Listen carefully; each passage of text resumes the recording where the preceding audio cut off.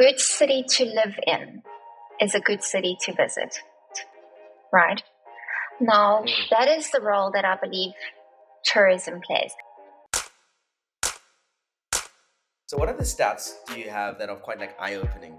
But for every 17 visitors that reach our city, 17 international visitors, one permanent job is created. Last year, we had 88 freaking cruise ships arrive in our port. 88.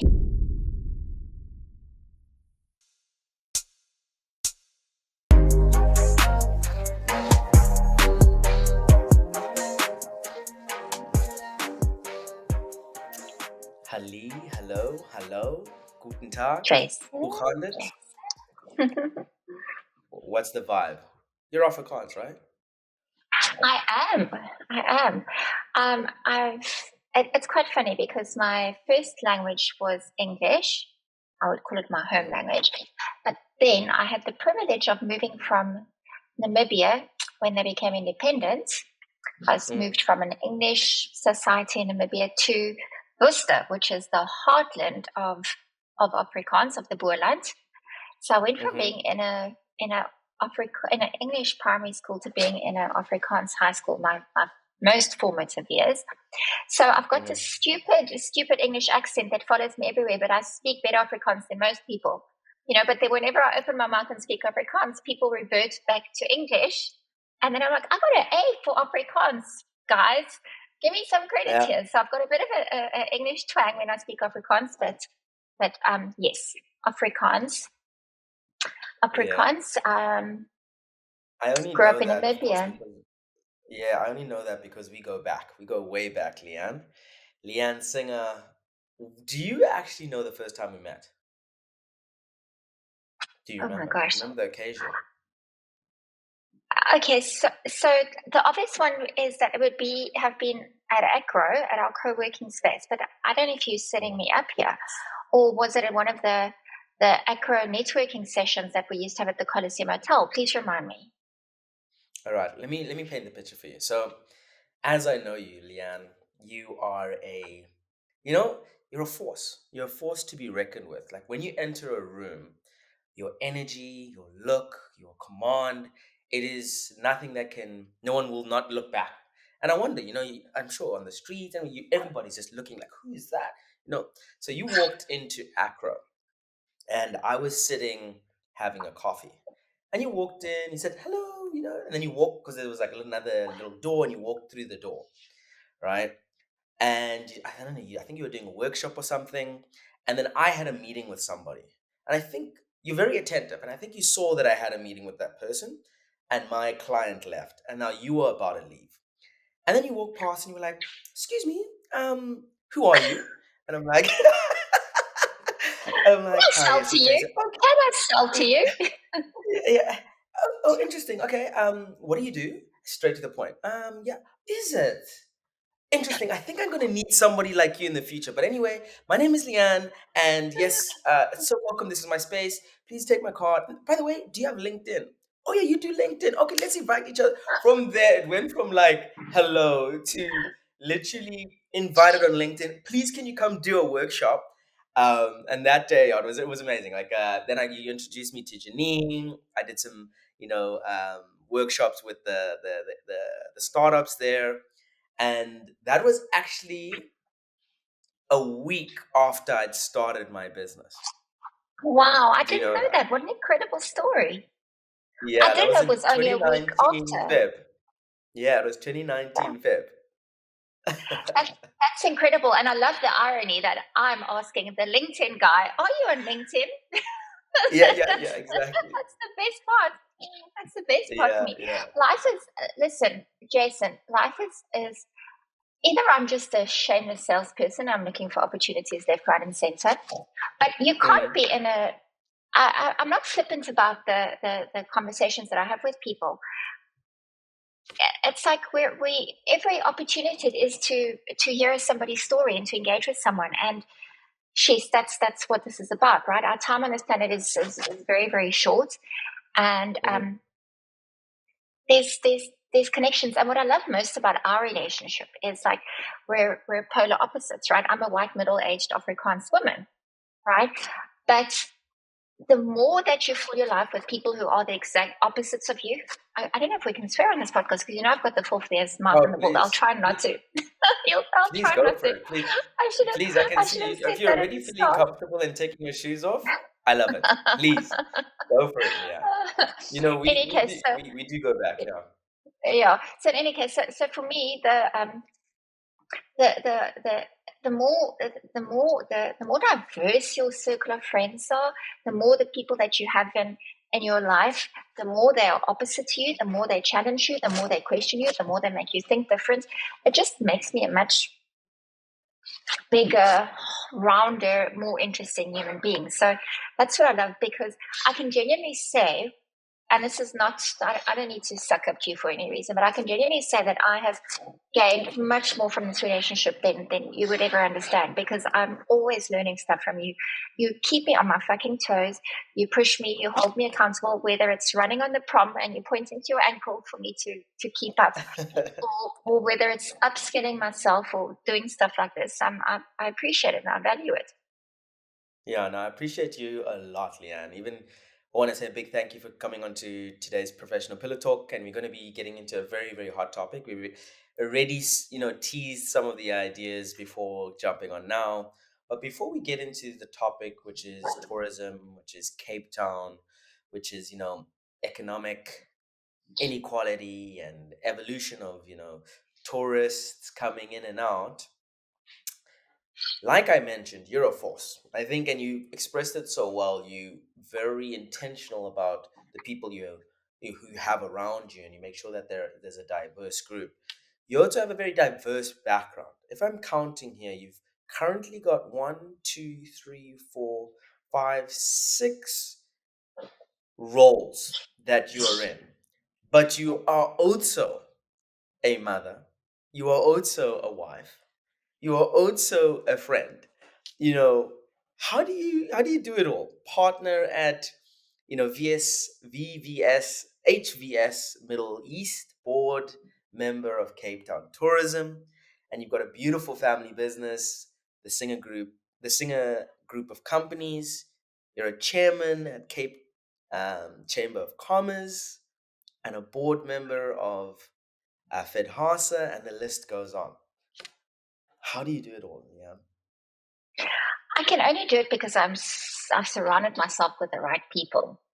That's the only way. It's not me getting this stuff done. It's just that I really have like-minded people around me. When we all have the same goal and we all working towards the same goal.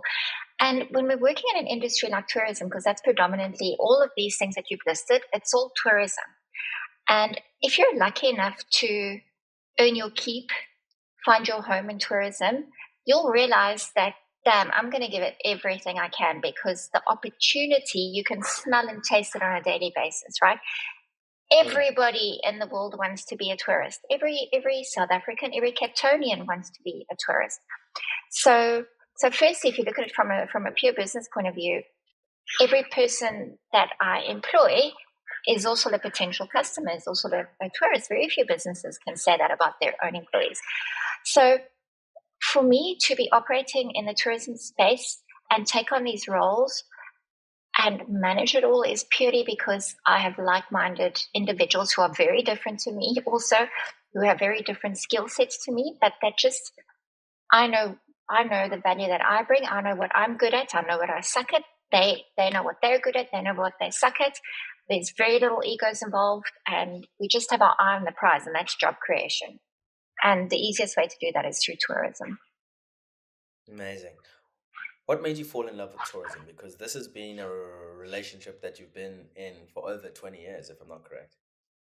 Yeah, I think it's got to do with being this Afrikaans school growing up in the early 90s. So think of our Mm. political era at that time, right? So I was growing up in Worcester. My dad was a soldier. Okay, so he a white soldier in the early late 80s, early 90s in South Africa. So, you know, we were not sitting on the right side of the fence. I was grown up in privilege. I was white. I was Afrikaans. But I always felt a fire in me in terms of to see things differently to the stories that we were necessarily told by other people. And, even you cannot believe, Jason, even growing up in the which yes, it feels like it is decades ago. I matriculated in '93, but you really had to go and find the information about what was going on in our country. I'm not saying that I was blind to it. Of course, I knew all the shit that was going on, but how we were how we were shielded from a lot of the information about what actually was happening. There was no internet. God, I'm really old. There was no internet in those days. You were learning tidbits of information that you found in your newspapers, but you had to work for a newspaper. It wasn't like you could just go online and find it. You had to get your parents' newspaper, or you'd go to the shop and get a newspaper. But I was very lucky. My dad had a love for news, for politics, and I grew up on his knee, learning all about history and politics, and I think that's my connection to travel, is through the history, is through the stories. Every time I swim in the ocean, it sounds really, really, really stupid, but every time I swim in the ocean, I think of all the people that swam there before me. What is this water containing? It's containing centuries and centuries of human beings that have swam in these waters. Think of it next time you go take that cold plunge at Saunders. Who is in this water? What does this water hold? And the stories that the water tells before we came there. So for me, having grown up in Worcester, where do you go after school? You go study. So you go study in Cape Town. And on a big weekend out, it would be a big road trip. You'd go with your family or with your friends. Your mom would drive you to Cape Town. My mom is exactly like me. We've got too much energy and we never ask for permission. We just go. So my mom often used to load my girlfriends and I in a car, and we used to come to Cape Town for a weekend. And then as a teenager, walking in the company gardens or seeing Table Mountain or coming to the switching on of the lights, I used to think, because I always knew I had to be in marketing. I always knew I was a good salesperson. And I thought, can you imagine one day having the job of like working for Cape Town and telling people to. So funny enough, like even as a teenager, I thought like I'd love to work in tourism. And then as luck would have it, my two great things happened. I studied at the Cape Technicon. You won't believe it, Jason. You'll laugh now. I was actually going to do financial. I think it was called financial information systems and auditing. Can you freaking believe my personality? Like 2 weeks in, I realized it was a disaster. It was a Who disaster. pushed you to do that, or So much for what is the career, push to do that? so much for career guidance professionals, right? Whoever. It Yeah. was so funny because you had to do those tests. It was like very simple. It's like choose A, B, or C. Do you want to make the vacuum cleaner? Do you want to calculate how much the vacuum cleaner costs, or do you want to sell the vacuum cleaner? That was the extent of the career guidance professionals that we got in those days. Any case, Wow. so Okay. I then changed to marketing, and I saw that there was a newspaper or a magazine on campus. So, like in my second or third day, I went and knocked on their door and said, "Please, I want to get involved." And I joined the editorial team. But um, my parents, despite the fact that we were extremely privileged compared by most standards, I had to work from day one to be able to pay for my studies and pay for my spending money. There was not enough money for that. So I had to find a job. Everybody else was waitressing, and I saw an ad for a hotel receptionist position. And the times worked out perfect. It was at the Formula One in the foreshore. It was a very different property to what it is today, ladies and gentlemen. It was not the same, not the same property. Okay. So I went and applied for the reception position at the Formula One hotel, and I earned a fortune. I earned £8 an hour, so I made like an extra $300-400 a month, which was a fortune in those days. And that was where the first time that I was able to meet a guest standing in front of me and welcome them to our hotel, welcome them to our city, hear why they're here, what their story is. It was love at first sight. So tourism Amazing. had me there and then, and especially hospitality. It's a relationship between Yeah. my guest and I. Yeah. It's sentiment to what you say shapes you because you want to surround yourself with diverse people. And why not work in an industry that isn't forced to invite any, or let's say a decent Tom, Dick, and Harry to come into the water, like you call it, right? Because coming to Cape Town, besides the economic barrier, anybody can come, right? Like if you qualify, you're a decent person, come and enjoy Cape Town. And the fact that you've been in this industry for, over 20 years, what do you believe, if you were standing on the presidential stage, what do you think tourism means for Cape Town? With the evolution you've seen, like from the Formula One to now a board member of basically Cape Town, what does tourism mean? For me, and I'm going to quote Enver Domini, who's the CEO of Cape Town Tourism. He's got this great line where he says, a good city to live in is a good city to visit, right? Now, that is the role that I believe tourism plays. And generally, especially in Cape Town, because of all the things that you and I will be talking about as we go along, when we think tourism, especially in Cape Town, we think of our international visitors, but we are not looking at our domestic tourists. And the domestic tourist is the bulk of our revenue as a tourism industry, right? Is domestic tourism. And it's corporate and business travel in our industry, which we call MICE, meetings, incentives, conferences, and exhibitions. So who is the largest spender of travel in South Africa? Take a guess. I would say largest in terms of total or largest in terms of value? Monetary value. Total value, I would say business, like business travel. Government's the biggest Okay. spender of travel in South Africa, right? Okay. What's happening in our city early February when we really want to complain about how full the city is? Mining in Durban and Mining in opening of Durban. Parliament, right? So the busiest week in Cape Town is mining in Durban and Parliament, not Christmas, not New Year. It's the week of mining in Durban and opening of Parliament. So we need to, when we want to start having the conversations about the role of tourism, we need to be frank and identify who are tourists. They're not just the ones that are labeled as the international tourists who come and drive up our property prices. No. We need to look at who is the real contributor to tourism, and that is government and business travel. And those tourists, that spend is massive, and it's a massive contributor.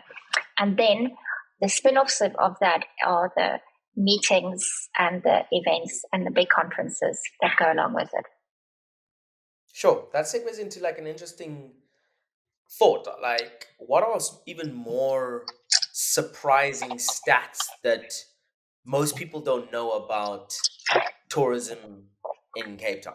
Because like I actually didn't know that. I didn't know that. I can believe it. I can definitely believe it because at the end of the day, Cape Town's far, so there's not like every European can get you. It's an 8-hour flight. It's not cheap, and you can only spend like about max a week to 2 weeks. But there are a bunch of South Africans who like, oh wow, instead of going to Durban, I want to go to Cape Town because it's got a very beautiful, different scenery. So, what other stats do you have that are quite like eye-opening or surprising around Cape Town tourism? So the stats are slightly varied. Some people say 12, others say 17. But for every 17 visitors that reach our city, 17 international visitors, one permanent job is created. Okay. So when you're standing in that queue at Willoughby's and you're cussing and cursing, I want you to just count the number of people ahead of you and just say, thank you, universe, because if there are X number of people in front of me, there is one permanent job created. Okay? That is the value that tourism brings. Did you know that last year we had 88 freaking cruise ships arrive in our port? 88. It's up from, I think, 30 No, up from 50 the year before. It's massive. 88 cruise liners. Do you know the spend that these people bring to our economy? And listen, we look at, again, we need to interrogate ourselves. We look at people arriving with their euros, walking around with the big expensive shopping vans, renting apartments in Clifton, renting apartments in Gardens, pushing up the prices. But we need to look at this entire tourism ecosystem, right? And all the jobs created along the way. And I mean, I could sit here for the next 7 hours and we could start rattling off all the players along the supply chain who is involved in tourism.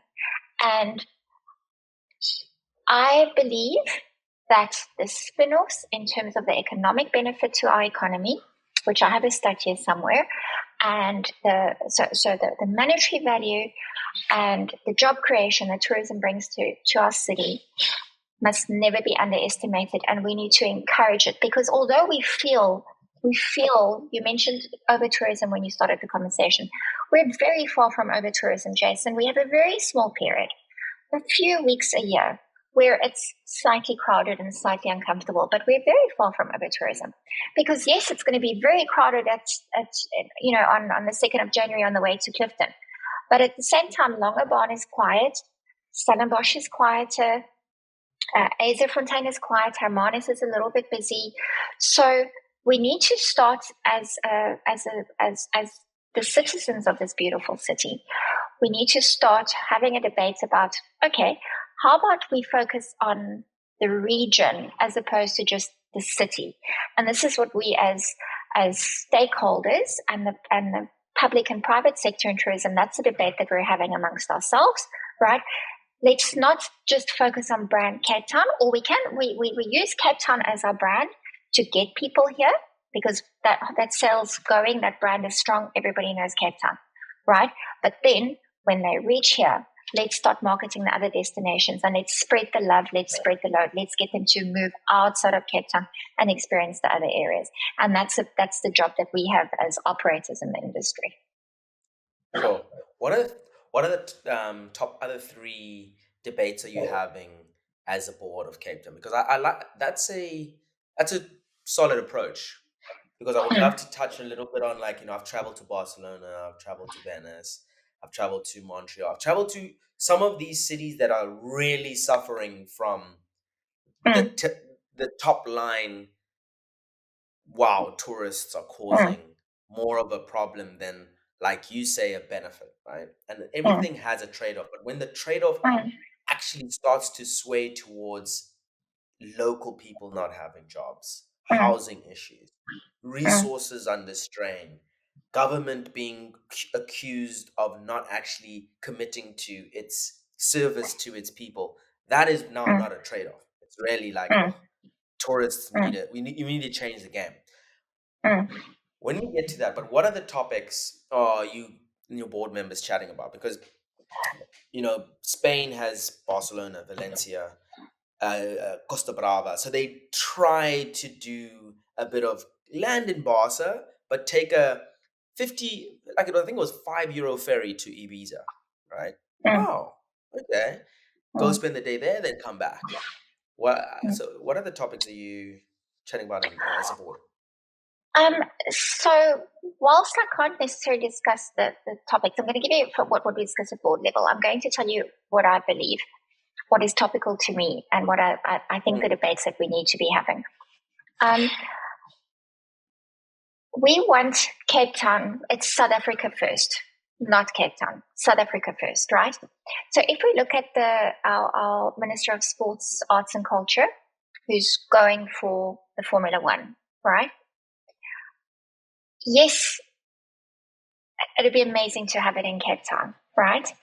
But up in Gauteng and Johannesburg, we have a track that is 100% set up, that is, I think, suitable for international standards in terms of the race. So we need to think South Africa first. We can't just think Cape Town, because then we're not being good citizens. And at the end of the day, we're just going to continue this divide between Cape Town and the rest of the country. We're going to put too much strain on our current resources, and the rest of the country is going to fall into decay. So for me, as a tourism industry and as public and private sector, we need to always think South Africa first. And we need to, as Cape Town, we need to spread the love and the load, right? So we need to make sure that is this event, and again, I use the example of the Formula One, because I bet your bottom dollar that if they've gone to the Formula One and we've done our job properly, they're going to go for a safari up into the Kruger, and they're going to come down to Cape Town to see Cape Town, right? The opposite is not necessarily true at the moment. They're going to come down to Cape Town. They may go up to Kruger, but they may or may not stop over in Johannesburg because there's direct flights from Cape Town to the Kruger, right? So we need to think about South Africa first, uplift the entire economy, and promote other destinations. But to do this, we need working governments, we need willing governments, and we need willing debates amongst all the various stakeholders. Now, I'm going to quickly jump for us to go to KZN, right? Post-elections, post-GNU, there was quite a lot of positive sentiment around, firstly, around the potential in the future that the GNU holds for us.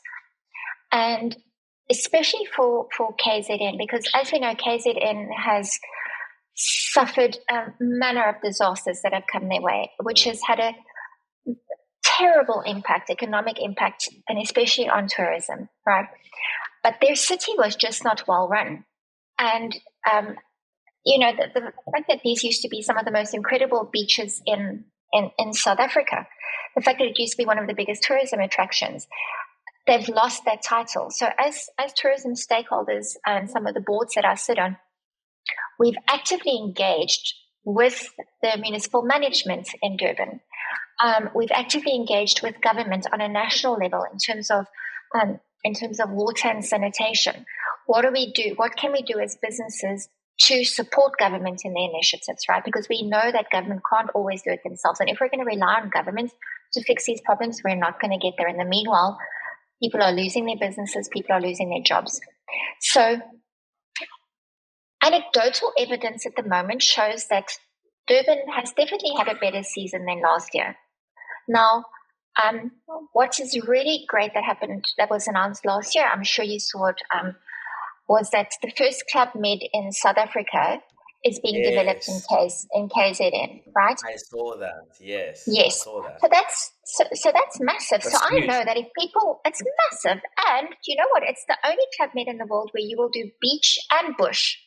So there'll be two parts to the lodge. It'll be beach, and then you'll have the big five. So it's incredible. It's beach and bush. It's And what I can say to that is Durban, when it comes to tourism, is a 90% on city. It doesn't suffer from winter. It doesn't suffer from like any seasonal change. So that all-inclusive, let's say, off rate is going to allow South Africans to go on holiday, and maybe the on rate is going to change the rate, but then the internationals, so something like like a Barcelona, it's also on city, it has its winter feel and summer feel, but Cape Town is seasonal, like you mentioned. So no, I love that. I saw that on LinkedIn. I was amazed. No, it's incredible. So I mean, just think about the hope in those communities of people now getting jobs and upskilling and training. I mean, it's incredible. And the reason they chose, because you would think, we've got this beautiful garden route to Cape Town, but you hit the nail on the head. It's because of the temperate weather. They can sell throughout the year. So that's why they chose KZN. So just back to the things that, I'm going to say the things that keep me up at night, or if I'm on the presidential stage in terms of tourism. So it's making sure that our tourists our communities, but our tourists are safe, because there's still a massive perception about our safety, right? Unfortunately, that's one of the biggest things that count against us, is the perception and, unfortunately, the experiences around safety in our country. It's a massive factor for us to work on. But again, there's a tension between focusing on the safety of tourists when our own citizens are not safe. So it's one of those very, very hard tension points. The same as tension points around, you're talking about fixing the promenade where tourists are walking, but we've got potholes in our neighborhoods, or we still have some latrine pit systems at some school. Remember that these budgets come from different ministries. So when people get upset when money is allocated to tourism for XYZ, it is money that is allocated from the tourism budget. I'm not taking from the water and sanitation budget and spending it on tourism. I'm not taking money from the education department and spending it on tourism. All these budgets are ring-fenced and the money is spent in those departments. But unfortunately, often as citizens, we read a headline and we get up in arms, but we need to not be lazy consumers of news and lazy citizens. We need to interrogate what's Okay, presented. fair. That's a fair comment, but I'm a taxpayer and we're all taxpayers, right? Mhm. And the Cape Town Tourism Department is a South African department, right? Creating echo chambers of the South African financial growth sounds counterintuitive. And what I mean by that is let's make it visual. The South African flag has green, white, black, yellow, red, right? I think it's about 5 colors.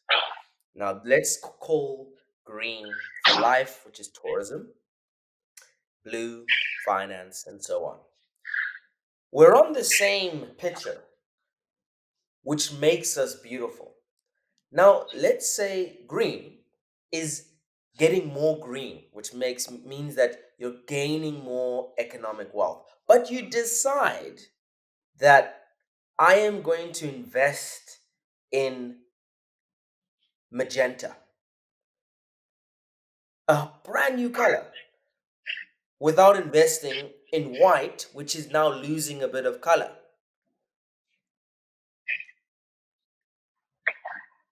I agree with you. 100%. And this goes back to the original statement. Enver, who always says, a good city to live in is a good city to visit, right? We need to put our citizens first. And certainly as Cape Town tourism, it is part of the part of our ethos. It's part of how we live and breathe.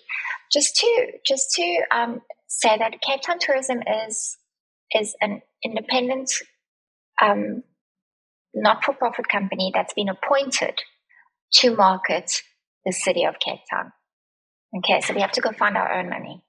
Okay, so just to put that out there.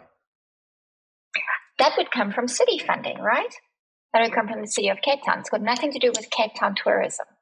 So I'm talking semantics here, but I just have to clarify that. Cape Town tourism as an organization is an independent body that's been appointed, contracted by the city of Cape Town to market brand Cape Town, to tell people, come choose Cape Town. Okay, but to use you've got. I mean, I don't need to discuss funding models with you and where the money comes from. The point is that we all acknowledge. I'm so cognizant of the fact that in a restaurant, you're expecting, because you're paying high prices, Cape Town's not that cheap anymore, right? You're expecting a certain level of service, a certain standard from the person who serves you, who may never have eaten in a restaurant other than perhaps a KFC or a McDonald's. Yet we're expecting a level of service from them. And that is the tragic inequality in our society, right? Have we, and this doesn't just apply to tourism, it applies to retail, it applies to almost every industry in South Africa. But have we thought what it takes for our staff to get to work in the morning? And then they're working at a fancy 5-star hotel in the Winelands where people are paying, upwards of 12,000-15,000 rand a night for accommodation. So this is the tragedy of South Africa. We can't ignore it. Do we go and say, well, there's this great inequality, and this is how tourism is highlighting the equality? No, no, no. I am. How many jobs have been created by that visitor who's coming? That woman who has to get up at 5 o'clock to go work in that hotel, ask her what she wants, and I can promise you, she would much rather want that job to work there than not have that. And let's talk about the supply chain while we're at it, right? Look at let's just start. Let's look at the food that's on our tables in restaurants. So let's look at the farmers. Let's look at the logistics behind it. Let's look at the restaurant itself. Let's look at the interiors, the furniture that's being made. Let's look at the paintings on the walls, artists being. Let's look at the DJs and the clubs that we frequent. Let's look at the Uber drivers. Let's look at tour guides. Let's look at security guards. Let's look at the linen manufacturers, the laundry companies, the AV companies, the guys who manage our social media campaigns. The list, as I said, and now we're not even talking Wi-Fi, the construction, blah, blah, blah. It's the guys who run the wet works. The list is endless. My point, Jason, is that it is easier to start a business in tourism than what it is to start a business in mining. It is easier to start a business in tourism than what it is to start a business in manufacturing, right? We can very quickly make sure that somebody can start a business within the tourism industry. It's competitive, but it's easy, it's affordable. There are very few barriers to entry. And there is so much funding available for Black-owned businesses within the tourism industry. It's incredible. There are so many funding opportunities. Every year, across various different schemes, funding is made available. And less than, and this is anecdotal here, but I don't even think 40% of the funds that have been allocated has actually been awarded, right? So there is funding out there. Government is willing to support these businesses. We just need to do a better job and I'm saying we, as government or the public sector, is about communicating the funding that's available and make it realistic for people to apply for the funding. It can't cost you too much money to apply for the funding, because at that stage of the game, maybe I don't even have the money to get an architect to draw plans for this, guest house that I want to open in the neighborhood. So let's also look at what the criteria is to apply for the funding. That's very important, because that cannot be a barrier to applying. You make me starry-eyed. This is why you're such a good salesperson. Like right now, I want to start a business in tourism. Not only because you say, there's a lot of funding available, but just how you express things, how you already mitigate the objections that the larger group of tourism need to do better. Because the question I was going to ask, local business, small businesses is really important in any economy, like especially a tourism driven economy. And the funny thing is, I actually looked up tourism actually only, when I say only, 10% is, in the grander schemes, I think small for an economy that is large in terms of vast land and medium size in terms of population. We're at like 60 mil. Tourism only accounts for about a mere 10%, right? But when you think about the South African tourism experience, it's a local thing versus a luxury thing. The actual thing is, it's, hey, I want to be in South Africa because I've heard it's beautiful. That's South Africa. That's the biodiversity of South Africa. I want to go to South Africa because I've somehow heard about Nelson Mandela. Da, da, da, da. That is a South African thing. So local business and small business is important to the brand. Versus, course, if you go to if you go to a Monaco, if you go to a Vegas, local tourism isn't actually, and I speak out of turn, isn't probably as part of the brand versus I would love to go to Hilton. It's larger international brand and luxury. mm. So yeah, you answered that question. I was like, how can the industry support better local business? And you said So, communication. so I think um, today's traveler is changing. Travelers want to have authentic experiences. Travelers are more conscious of the cities that they visit, right? So this is a huge opportunity, and um, you know, I'm pretty lucky enough to often have the opportunity to speak overseas and tell people why South Africa is so fucking amazing, right? But Mm. what I do say to them is that the money that you spend in South Africa, we do not take your spend for granted. The money that you're spending in a restaurant tonight when you're tipping a waitress or when you're buying a handbag from a local craftsman, you are possibly paying for that child's transport to school tomorrow morning. You are possibly paying for sports gear that mom is saving up for. That is how impactful your spend is when you visit South Africa. We don't take it for granted, and that's the story that we got to tell as South Africa. No, we're not the poor cousins. It's not the pity here, but it's about impactful travel. People want to make a difference, right? And if I can make a difference while freaking lying on a beach in Cape Town and eating at a great restaurant or going to a game reserve or going wine tasting and I make a difference, I mean, that's everybody wins in that scenario, right? And that's the story that we got to tell. And there are so many incredible opportunities like that. So a few years ago, as we were in the heart of COVID, there was a national campaign which should be resurrected, and it was hashtag I'm tourism.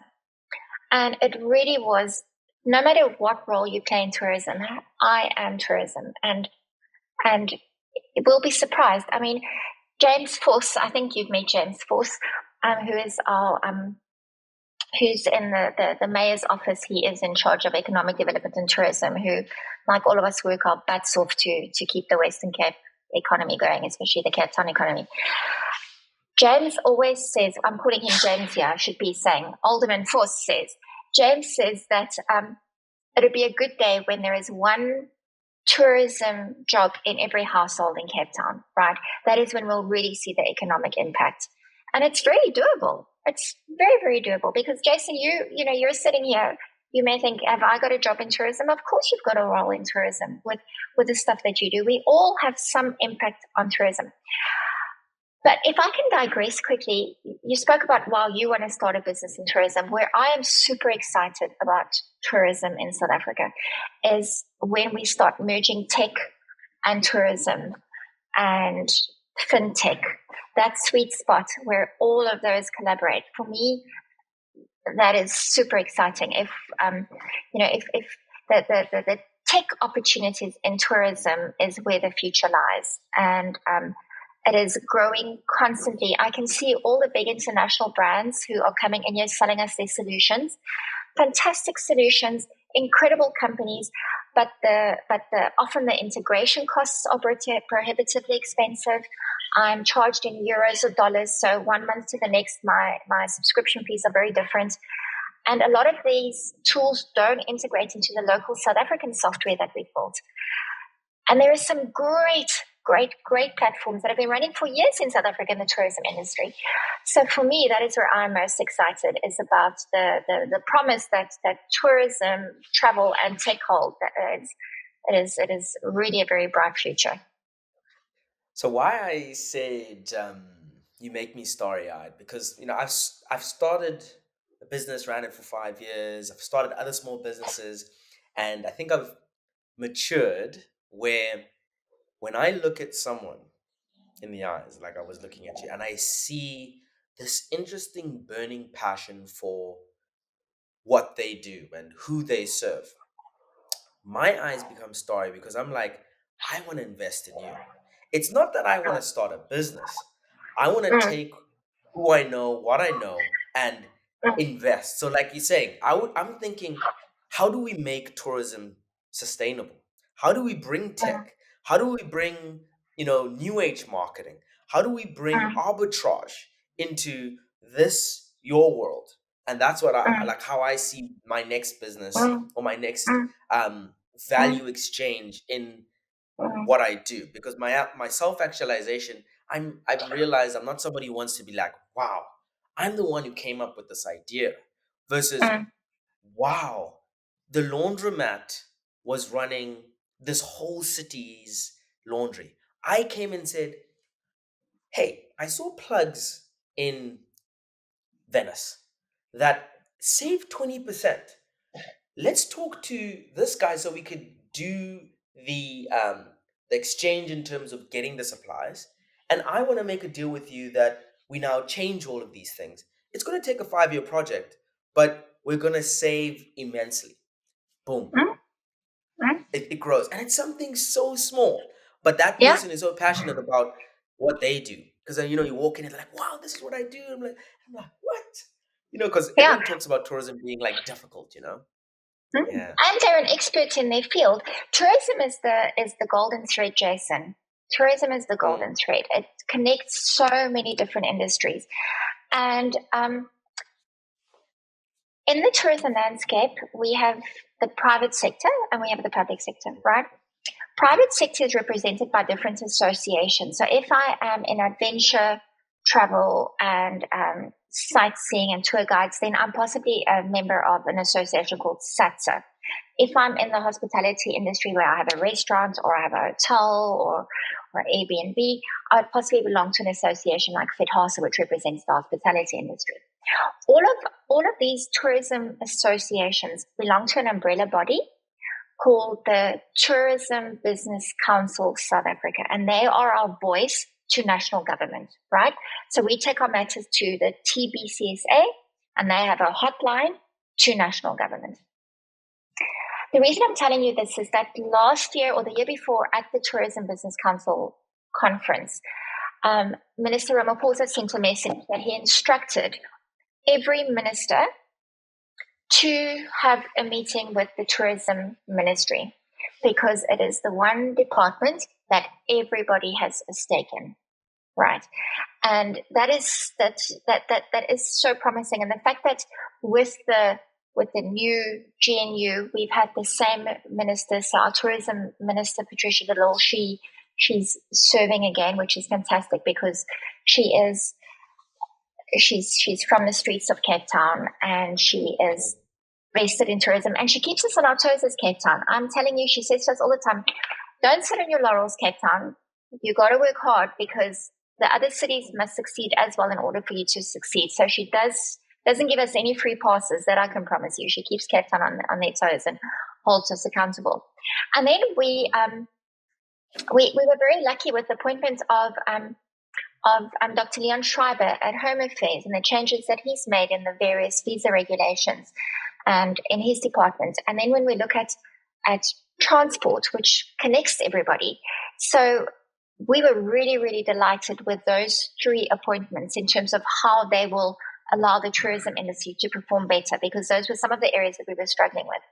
And for example, Minister Schreiber announced a trusted tour operator scheme. Now, what does this mean? Large source markets for tourism in South Africa is China and India. And we are hugely underserving those markets. We are not even getting a percentage of what we can get from China and India in terms of travelers. If we can flick that switch, Jason, it will be fucking life-changing for all the citizens in this country if we can make the markets from China and India work. But there were stupid bureaucratic processes in place. It was impossible for groups to get visas to come to South Africa. We made it virtually impossible for them. It was as if we didn't want them to come.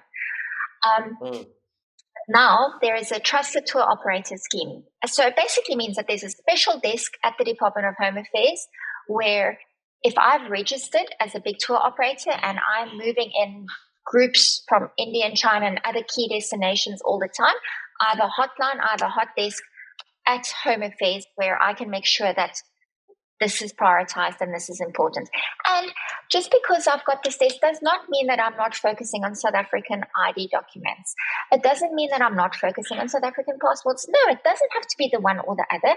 We can occupy both spaces and be effective in both spaces. And this is what this department in particular they're freaking shining. It's a game changer. This scheme is launching the end of the month, and we're so excited. You know, I'm gonna digress because you've made me very, very excited. You've made me, you've inspired me. You've, my sister's in tourism, and I'm always just like, she's doing well, but I'm always just like, as a brother, I'm always like objective, like, like. But now you've made me see why she also is loving what she's doing. But my digression is, I just want to ask you, Lee-Anne, have you enjoyed this conversation? What do you think? Of course, I've enjoyed the conversation because I'm having a conversation with someone who I adore on a topic that I'm extremely passionate about. But it's not just a conversation between two like-minded people. I at times, there's two sides of the coin. My enthusiasm and passion. The flip side of that is fucking frustration at times because Mm, it is so simple to me about how we can fix this, right? It's not hard to fix this. I I genuinely believe that with will, with goodwill, with a concentrated effort from government, the private sector has raised their hands a number of times. We've said, please let us do it. We'll get on with the job. Let us do it. Just give us the power. At a provincial government level, the chaos that we had at our ports and our harbours, the provincial government has been raising their hand to the national government, saying, "Please let us get on with the job. We know what needs to happen. We need to look at solutions. We need to understand that we've solved most problems in this world. Really, we've been on this planet for millennia now. We sort of know what we need to do, right? But we got to minimize red tape. We got to minimize unnecessary bureaucracy.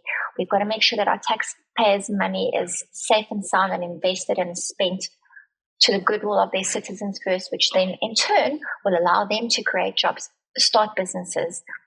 Um, so that's my plea, is to allow us to get on with it because we know what to do. We've been running our businesses here.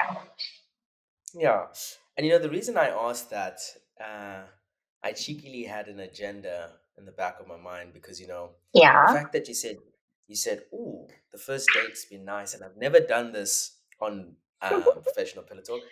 Would you go on another date with me? Because there's questions that I want to ask you that are a little bit more deeper. Gentrification, Airbnb, um, seasonality. What else? There's like resource allocation. We had a water crisis. Would you go on another date with me and we dive into tourism Cape Town 2.0? I would love that opportunity because you are dead right. There are a lot of today. I think we touched on the surface in terms of tourism, and we need to take deeper dives because it's important for me to understand what this.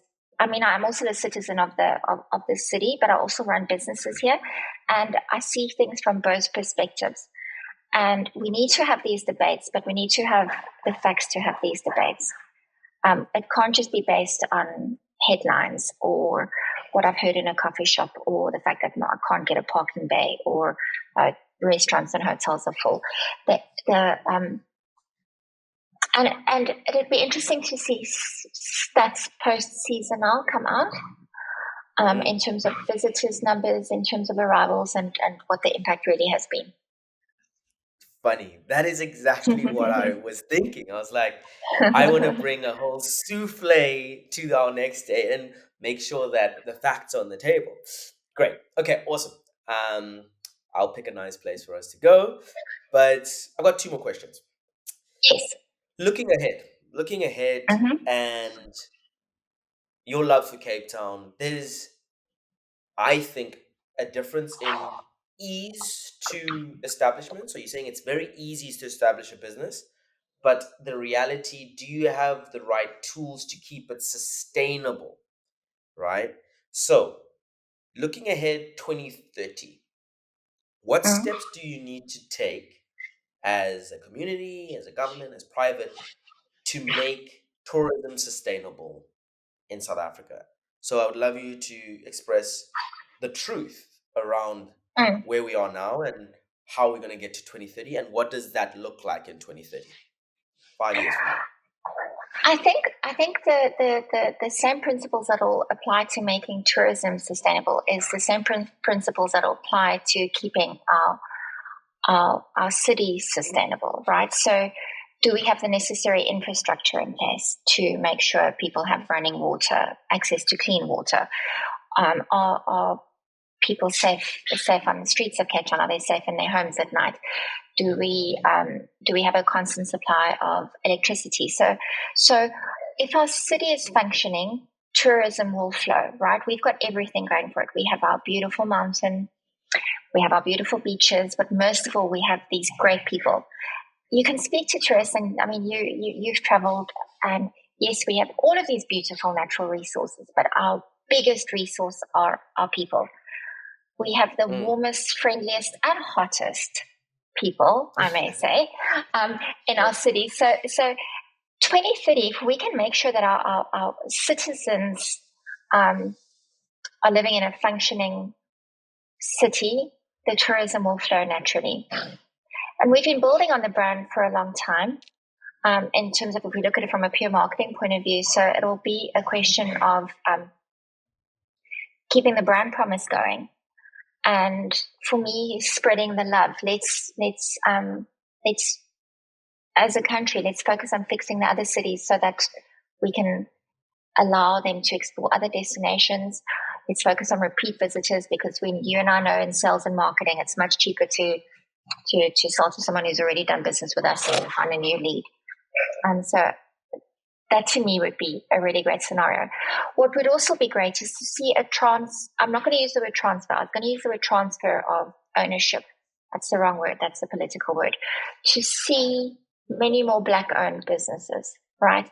And especially in terms of the bigger assets, in terms of hotel properties, in terms of bricks and mortar businesses. That'd be amazing to see, because there we have a lot of work to do. Leanne, you're a smart woman. Very, very smart.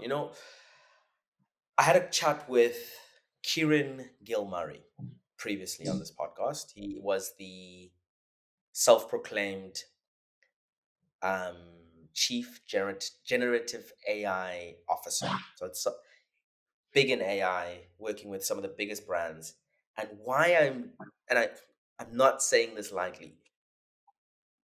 The way you've expressed how the country can make a sustainable move in tourism is how he expressed how sustainable tech implementation goes. And it goes simply like this, and almost your words verbatim.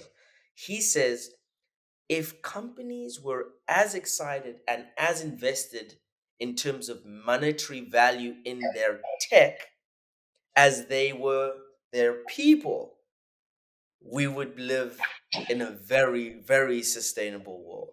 And you basically said the same thing. If we can invest in our beautiful people, of course, infrastructure is part of that. If they can have running water, if they can have clean streets, which is the investment of making raising the standard of living, tourism as a business is going to thrive. So One hundred percent. One I hundred have percent. to let you know that is beautiful. So well said. Thank you. And I'm sure Murray would get a lot of flack for saying invest in tech before people. But no, again, you can occupy both spaces, because if I look at my businesses, if I get my tech stack sorted, I'm going to run my businesses so much more efficiently.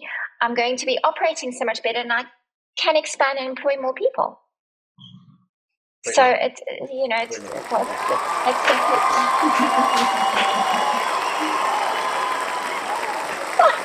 No, I love that. I love that. I love that. I love complete. that. That was And yeah, amazing.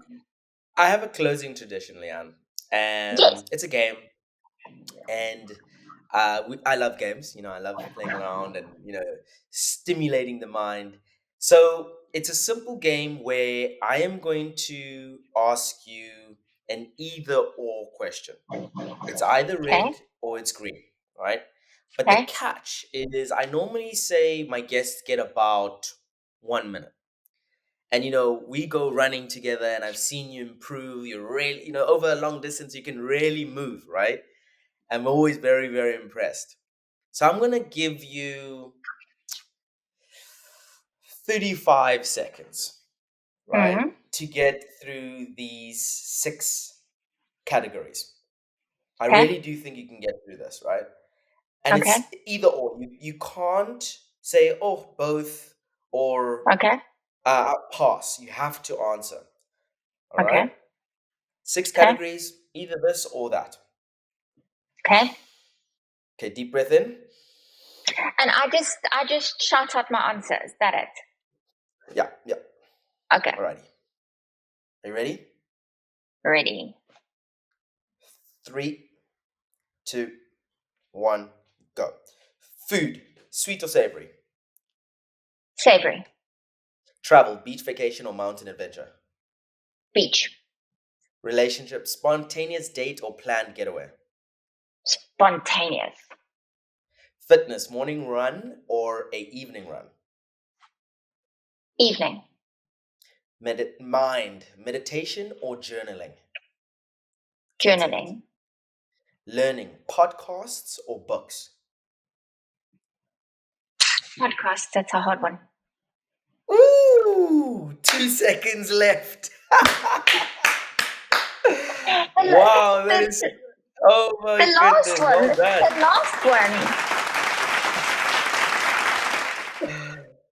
I The love it. last one Nice, was nice. like making me choose between my children because like you, I'm the world's biggest podcast consumer and I'm the biggest reader. So that was a really hard one. That was hard. Brilliant, Lee-Anne. But 35 for the seconds. for You're the easy, holding the record. excellent. I just Nice, nice. I'm waiting for the challenge. Brilliant, Lee-Anne. I really love this conversation and I'm actually looking forward to our second conversation.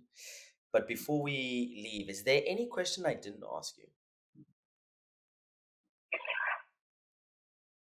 I think what you didn't ask me is what is my favorite city I've traveled to?